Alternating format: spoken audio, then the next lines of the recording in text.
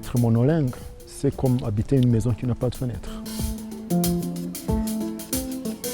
Parce qu'au fait, maintenant, nous devons arriver à un niveau où le bilinguisme, le multilinguisme devient notre langue maternelle.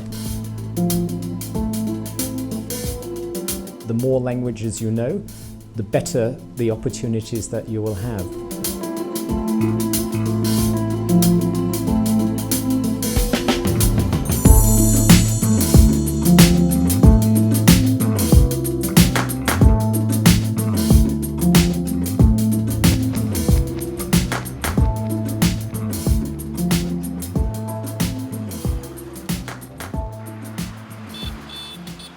Africa is one of the most linguistically diverse continents in the world, possibly the most diverse.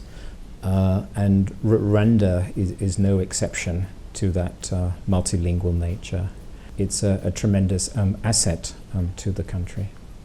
Pour le moment, on est conscient que le Rwanda est un petit pays, on dirait même enclavé, mais avec la volonté de s'ouvrir au monde. If one looks at the national curriculum in schools, which is a good indicator, I think, of languages in society, you'll find that there are 4 languages which are taught in schools. Kinyarwanda, of course, which is the indigenous language, national language. English as a medium of instruction from primary 4 onwards. French as a language of wider communication. And of course, Kiswahili as an important lingua franca in East Africa, where Rwanda, being a member of the East African community, Kiswahili is seen as another important asset.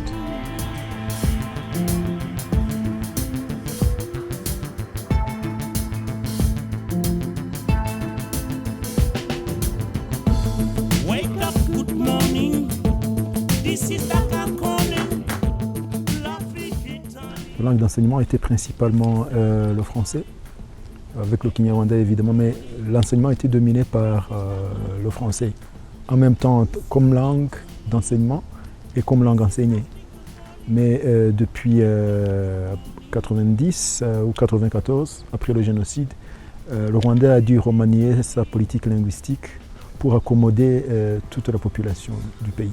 Vous aviez des gens qui ne connaissaient pas le français ni le Kinyarwanda, alors qu'il fallait qu'ils prennent part active au développement du pays ou à la vie du pays. Il fallait que l'anglais aussi ait une place au niveau de la politique linguistique. C'est d'ailleurs à partir de 1996 que l'anglais est devenu langue officielle.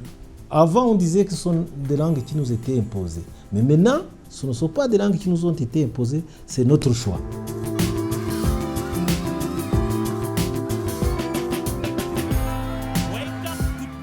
Il y a une décision du Conseil des ministres de 2008, et puis par après, il y a un arrêté présidentiel, que l'anglais est la langue d'enseignement et medium instruction.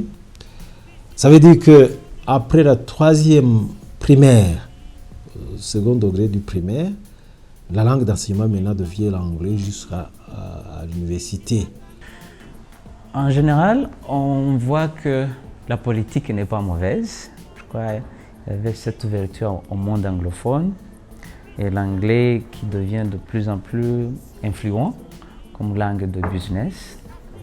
Mais d'autre part, la mise en application, je crois qu'elle a été brusque dans certains cas, comme il y a une sorte de marginalisation du français dans certains coins du pays. Le passage n'a pas été très aisé parce que, d'après les statistiques, le nombre d'anglophones au Rwanda tourne autour de 2 ou 1%, je ne sais plus. Et puis l'anglais n'avait pas une longue culture au niveau du pays, au niveau du Rwanda.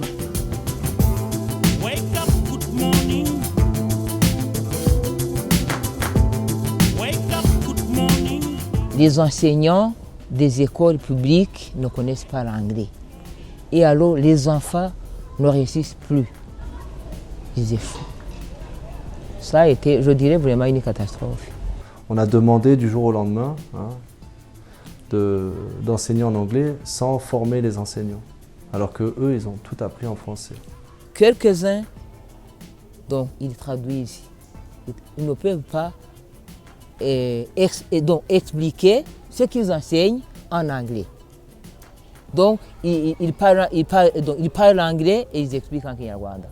Passer du français à l'anglais brusquement, sans transition, on comprend que ça devait poser un certain nombre de problèmes.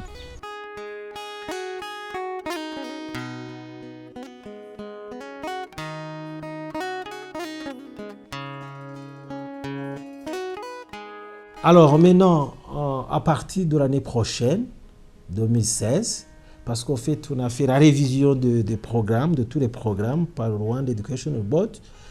Alors maintenant, le français devient obligatoire pour toutes les écoles privées, les écoles publiques. Même si on dit qu'aujourd'hui, l'anglais domine, mais nous trouvons que le français aussi est nécessaire.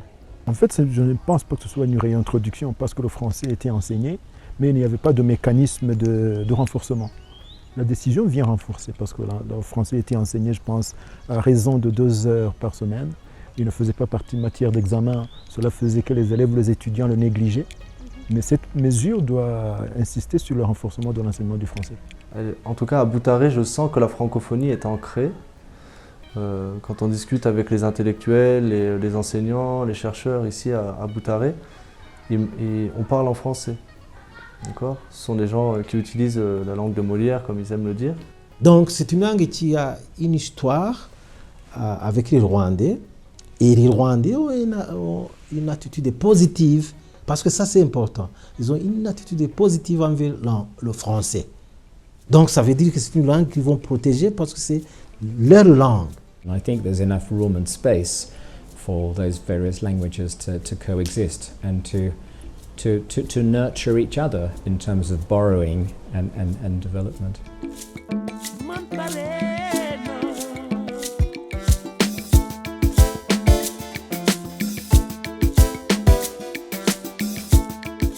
Je crois que ce dont on a besoin, c'est avoir une gestion claire, une politique linguistique claire, une planification linguistique claire, où chaque langue a ses rôles à jouer, sa place.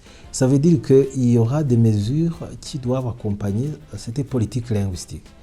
D'abord, il faut un enseignement vraiment profond de ces langues. Il faut former les enseignants, il faut du matériel didactique.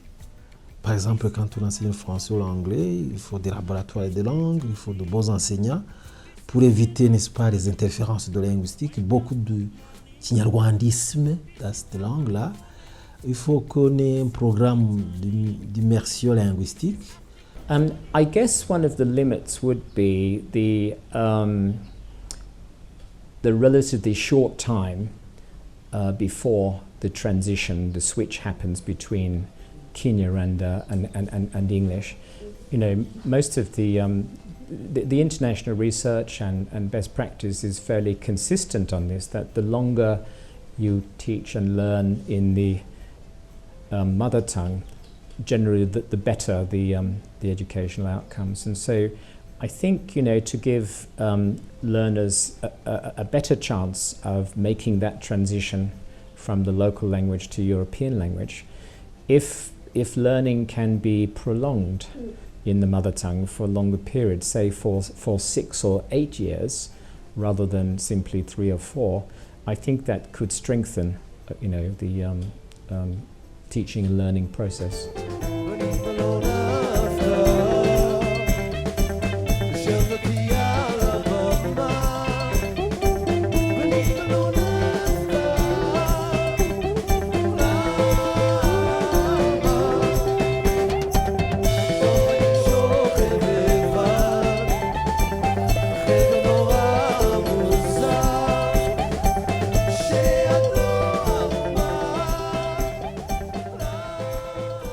En Ouganda, il y a 65 langues locales.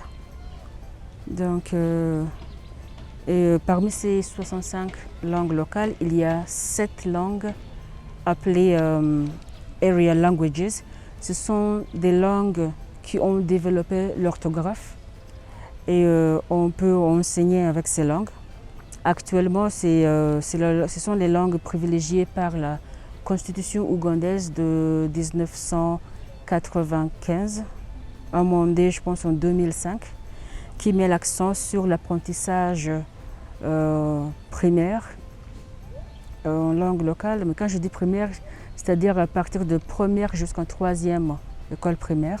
Les Ougandais ont toujours souhaité qu'il y ait une langue unificative hein, émanant du pays. Mais malheureusement, c'est difficile de développer ça. Parce que chacun aimerait que sa langue soit considérée comme langue nationale. On a essayé de promouvoir les langues, mais ça a toujours échoué. À part cette langue locale et maternelle, il y a justement l'anglais, qui est la langue officielle du pays. Et avec l'anglais, c'est une langue qui sert d'abord pour l'enseignement, c'est une langue qui sert pour la communication, c'est une langue d'unification, on peut le dire, parce qu'avec toutes ces 65 langues, c'est je pense l'anglais qui nous unit. La langue anglaise peut unifier, mais le problème en est que pour les gens qui ne sont pas allés beaucoup à l'école, c'est des personnes analphabètes, qui sont en fait nombreux. Donc là, il y a un problème.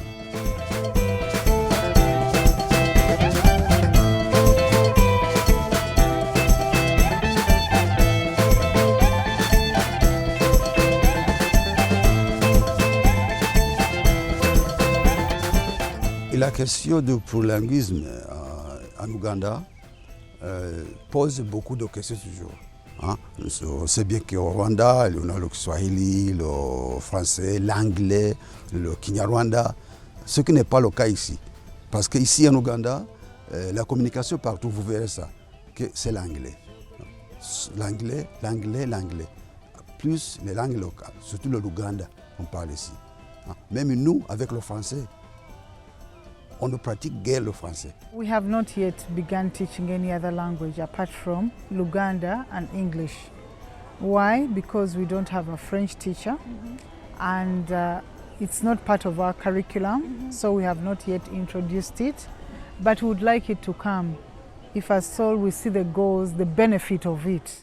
La raison pour laquelle il ne faut pas un effort, c'est parce que là où il va, il y a l'anglais. Because when we look at English, being that all exams will come in that language, so we feel other languages, since they are not examined, we are not giving it a test. We are not giving it any attention.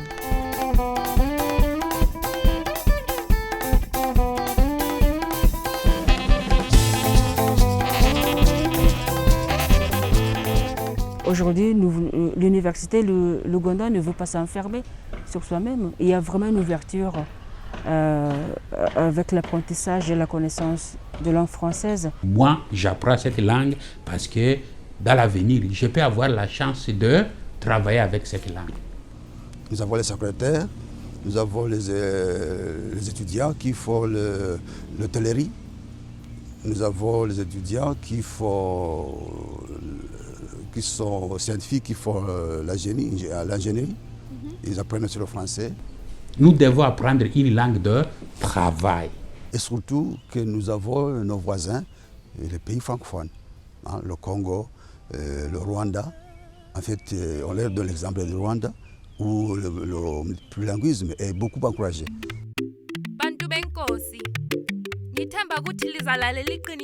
On apprend le français, mais l'environnement ne favorise pas la pratique de la langue.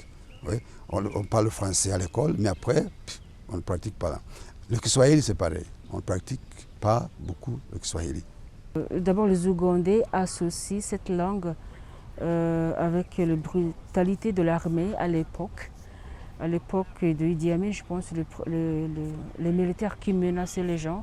Donc, ils parlaient Kiswahili. Donc, c'est à cause de ça qu'ils n'aiment pas trop le Kiswahili. Et deuxièmement, les gens disent on peut l'apprendre sur la route, au marché, etc.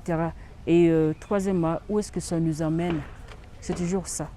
Maintenant, on essaye d'améliorer le statut de Kiswahili pour qu'elle devienne la langue seconde officielle du pays. En 2017, avec les réformes, ça va devenir obligatoire. Mais j'ai toujours mes réserves parce qu'il n'y a pas encore assez de ressources personnelles et même des matériels manquent. Ça avance avec beaucoup de peine, avec beaucoup de difficultés. Youssou est en ligne. D'ici Sénégal connu. Adounabi, Al-Samadi, Manatouyou. Il y avait certains individus dans cette institution qui étaient partis le discuter le curriculum pour voir combien ça a pris en considération notre situation de l'Ouganda. Je pense que l'Ouganda est beaucoup désavantageux, c'est-à-dire à ce qui concerne la question des langues.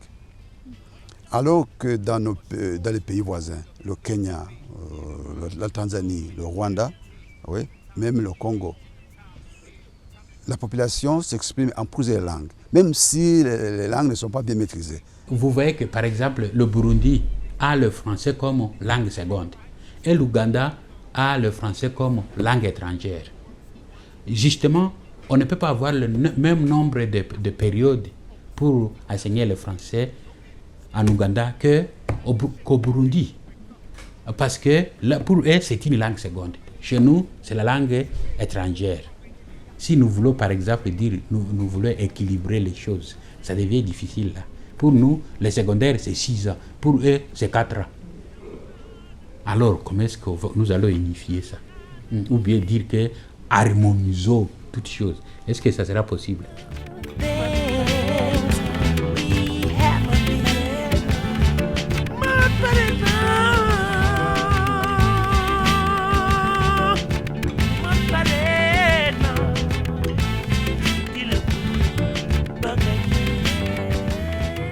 La langue maternelle du Kirundi et le français sont actuellement vraiment des langues vedettes.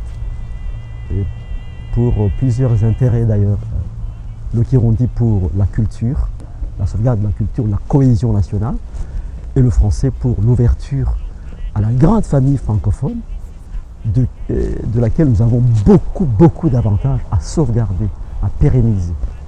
Depuis l'an dernier, donc, il y a eu effectivement une loi portant statut des langues qui définit donc 3 langues officielles, le Kirundi, le français et l'anglais, qui sont donc maintenant langues officielles, avec bien sûr une place particulière pour le Kirundi comme langue nationale. La langue maternelle a son importance parce que c'est d'abord le pilier de la culture burundaise.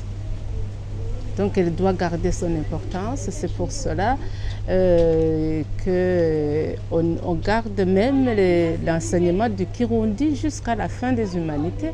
Même si on pense qu'on parle Kirundi, on fait un mélange. Il y a dans une phrase un mot en français, un autre en Kirundi, ou bien on francise ou on kirundise un mot. Donc,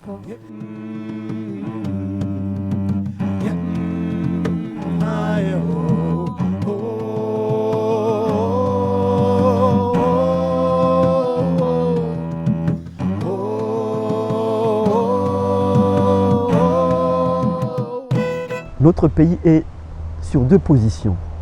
Nous avons une longue relation, une relation très profonde avec la francophonie, qui est une très grande famille, où nous avons d'ailleurs beaucoup d'intérêt à sauvegarder.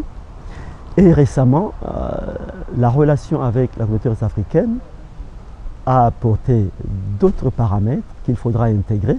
En 2007, quand il y avait la création de la communauté africaine, il y avait un engouement pour l'anglais. On croyait qu'on allait basculer vers l'anglais, mais petit à petit, de part et d'autre, on voit que le besoin d'apprendre les 2 langues est justifié.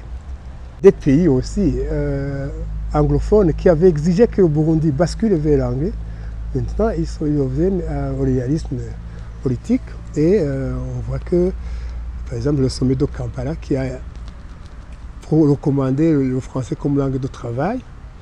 Et donc là, on constate effectivement que les représentations au niveau des langues ont beaucoup évolué et que le Burundi finalement est plus conforté comme dans sa position charnière entre l'Afrique centrale francophone et l'Afrique orientale anglophone. Maintenant, on a changé de programme. On a même diminué les heures de français pour les attribuer à l'anglais. Mais cela, disons, on ne voit pas encore le résultat. Parce que pour un enfant, c'est bien, il apprend facilement d'autres langues, mais ça dépend aussi de la méthodologie. Ce n'est pas qu'on fait beaucoup d'heures qu'on apprend, mais c'est plutôt la pratique de cette langue. Il faudrait que nous puissions définir le statut du français qui, en gros, on peut dire qu'il est langue seconde au Burundi, langue étrangère dans les pays anglophones, et le statut de l'anglais qui, apparemment, est la langue étrangère au Burundi et la langue seconde dans les pays anglophones.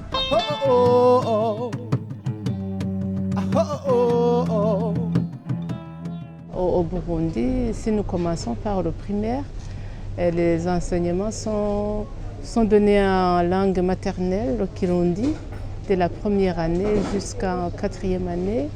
Dès la 5e année primaire, on commence à enseigner en français. C'est pas facile, bien sûr, quand on a fait 4 ans en apprenant en kirundi, qui est une langue maternelle, mais les enseignants essaient de surmonter les difficultés pour enseigner en français. Donc dès la 5e année jusqu'à la fin du secondaire.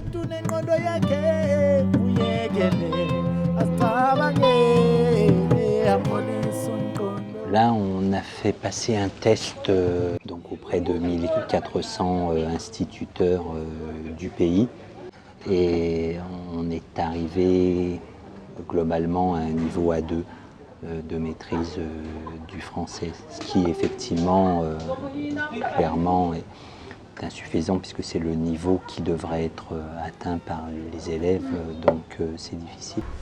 C'est-à-dire que les enseignants ne sont pas capables d'enseigner toutes les langues. Dans les écoles primaires, l'enseignant enseigne tous les cours. Vous voyez que c'est un problème.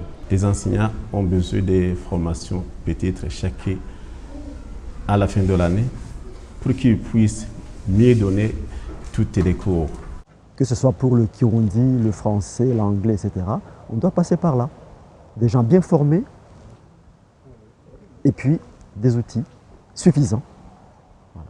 Mais formés sur des programmes quand même actualisés et réalistes. Nous, on n'a pas le budget suffisant, sinon on a envisagé une formation continue à l'endroit des enseignants pour les aider à maîtriser la langue. Seulement, on ne trouve pas suffisamment de budget pour le faire, sinon on a cette intention-là. La formule est très simple, ce qu'il faut un investissement dans la formation initiale pour le long terme. Sinon, les formations continues, les formations des enseignants en poste, c'est ponctuel.